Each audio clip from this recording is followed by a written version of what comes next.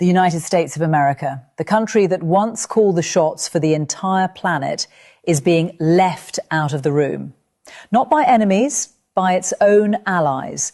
And while Donald Trump sits there rage posting on social media like a man screaming into a void, France, Japan, the Philippines, the United Kingdom and dozens of other nations are quietly, methodically cutting deals with Iran behind his back. Let that sit with you for a second. The so-called leader of the free world is finding out in real time that the world has moved on without him. Now look, I know that sounds dramatic, but I'm not exaggerating a single thing here. Every piece of what I'm about to walk you through is documented. It's reported. It's happening right now. And if you're only watching American cable news, you probably have no idea any of this is going on. That's by design, but I'm going to walk you through this piece by piece, receipt by receipt, because what's unfolding right now isn't just a bad week for Trump's foreign policy. This is a full-blown geopolitical realignment, the kind of thing historians write entire books about, and we are living through it in real time. So let's start with France, because what France just pulled off is, honestly, it's kind of breathtaking. A container ship signalling French ownership just exited the Strait of Hormuz. Now, if you don't know what that means, let me paint the picture. The Strait of Hormuz has been essentially shut down. This is the most important oil choke point on planet Earth. About a fifth of the world's oil supply flows through that narrow waterway. And ever since this war, this reckless, unilateral military adventure that the United States and Netanyahu launched without consulting anyone, Iran has locked it down. Ships weren't getting through. Global energy markets were thrown into chaos. And here comes France, a country that Donald Trump has been publicly mocking, whose president's wife Trump has been personally insulting on camera. France just sailed right through. Now think about that. How did they do it?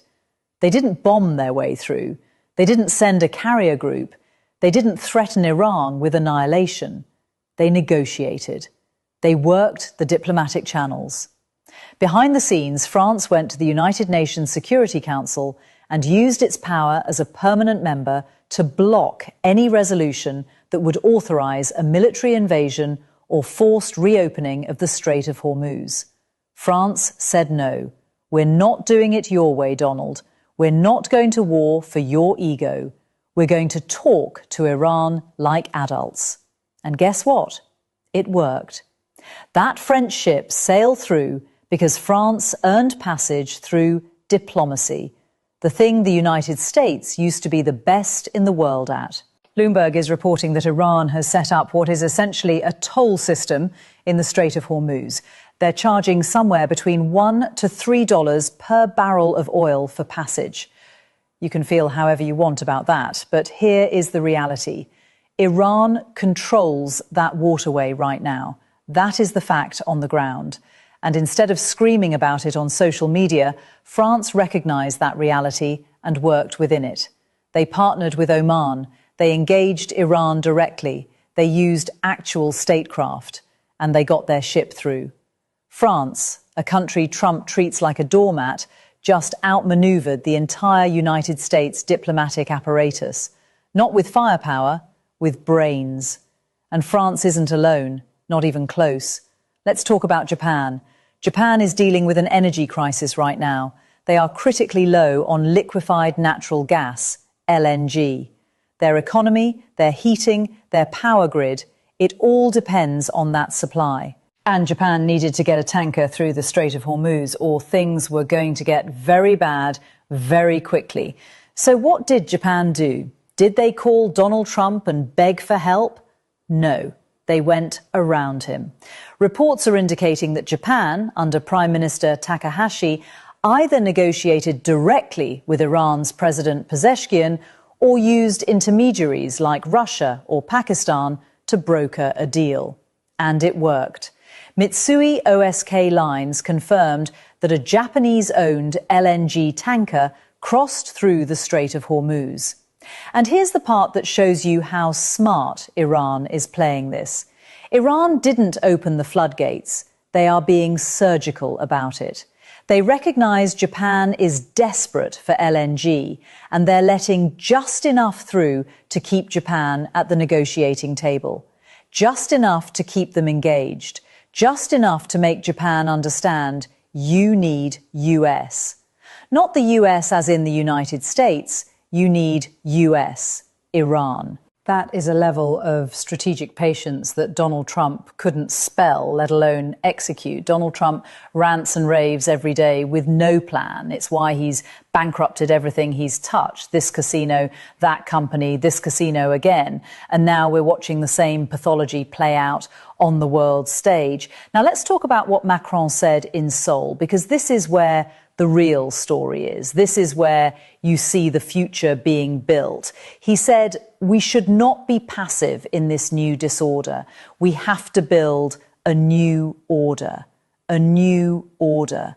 The President of France is openly, publicly, on a state visit, saying the American-led international system is finished and it's time to build something else. He went further. He said there is room to build new cooperation between Korea and France, bringing with us other Europeans, Canada, Japan, India, Brazil and Australia. A sort of third way, those who don't want to be dependent on China or aligned by definition with the United States. A third way.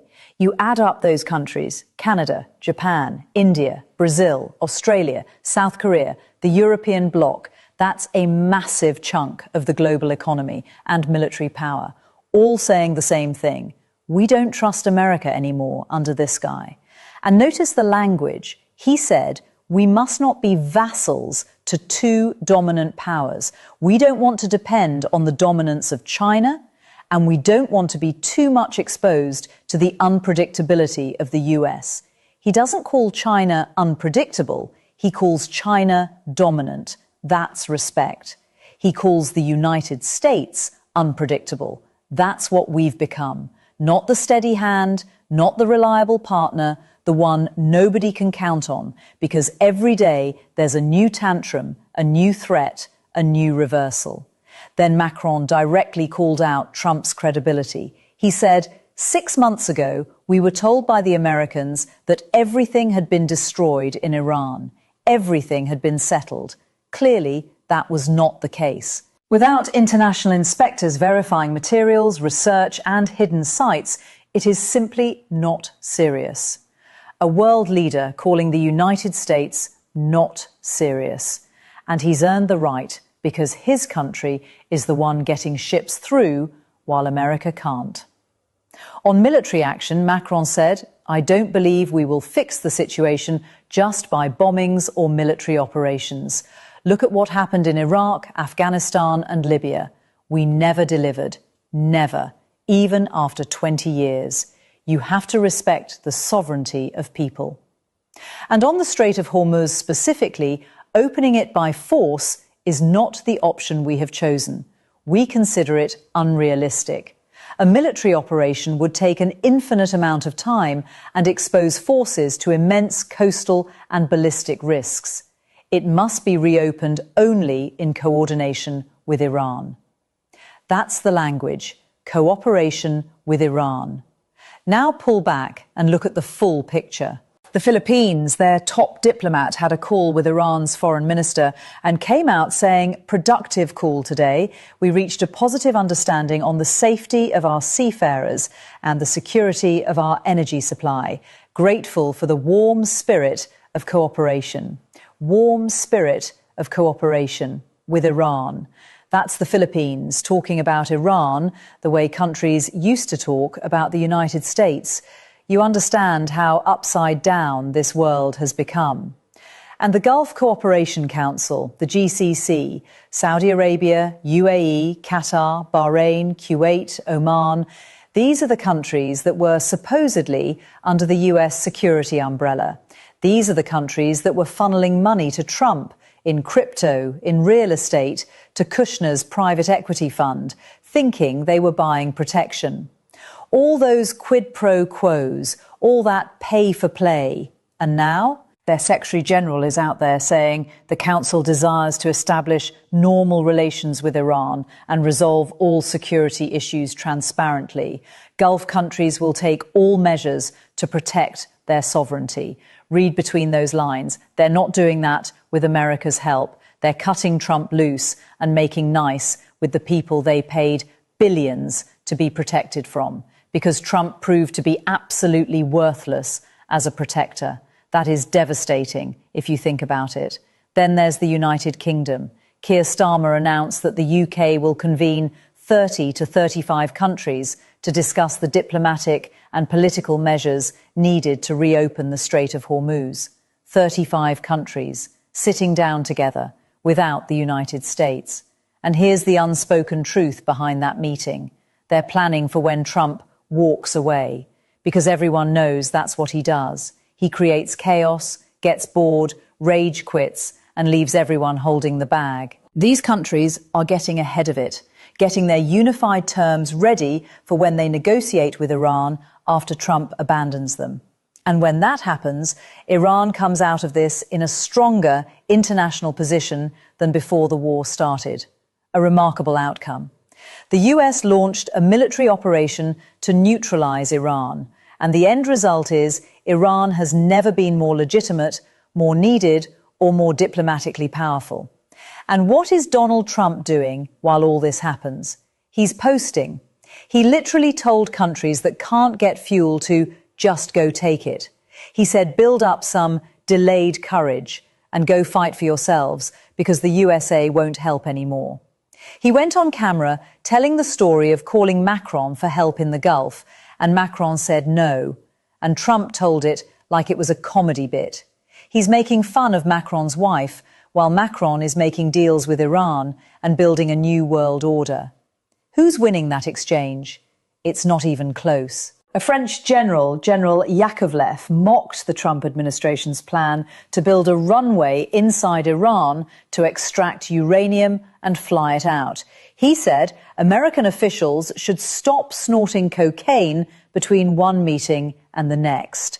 That's a general from an allied nation saying that about the United States. That's how ridiculous we look to the rest of the world. Meanwhile, Putin's inner circle, they're posting goodbye NATO, see you later. Not because Russia defeated NATO militarily, because Donald Trump is dismantling it for them.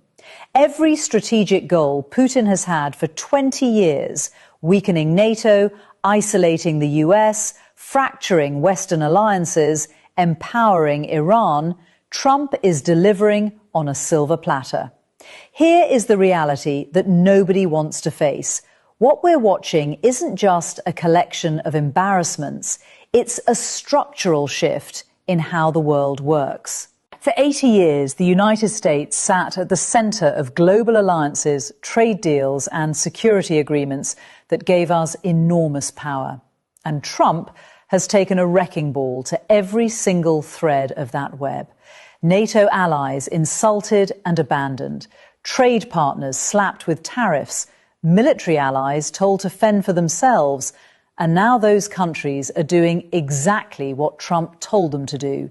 They're fending for themselves, building new networks, new alliances, new trade routes. None of them include the United States. Prime Minister Carney of Canada has been working hard to unite trans-Pacific trade deals with transatlantic security arrangements. And when you map it all out, when you connect all the dots, there's this giant blank space right in the middle where the United States used to be, alone, isolated, stewing in Trumpian chaos. And these networks, once built, don't just disappear when Trump leaves office. That's what people don't understand. Trust, once destroyed at this level, takes decades to rebuild, if it can be rebuilt at all. France, Japan, South Korea, India, Brazil, the agreements they're building right now will become permanent features of the global order. The next president can't just call up and say, "Hey, we're back." It doesn't work like that. Trump bankrupted casinos. He bankrupted businesses left and right. If there was a Guinness Book of World Records for bankruptcies, he'd be leading it. And now he's bankrupting American influence on the world stage. The pattern is exactly the same. The only difference is the scale. When you bankrupt a casino, a few thousand people lose their jobs. When you bankrupt American foreign policy, the entire world pays the price. So where does this leave us? Iran, the country America was at war with, is now the most important diplomatic partner for half the planet. Dozens of nations are building alliances that route around Washington. The Strait of Hormuz is controlled by Iranian toll booths, not the US Navy. And the president is posting on social media telling allies to figure it out themselves, while French generals mock his military plans. That's not spin, that's not opinion, that's the state of play. Right now, today. And if you're not hearing about it on American media, ask yourself why. Ask yourself who benefits from keeping you in the dark about the entire world reorganizing itself around the incompetence of the American president. The world isn't waiting for America to get its act together. It already stopped waiting. And the proof is sailing through the Strait of Hormuz right now, flying a French flag.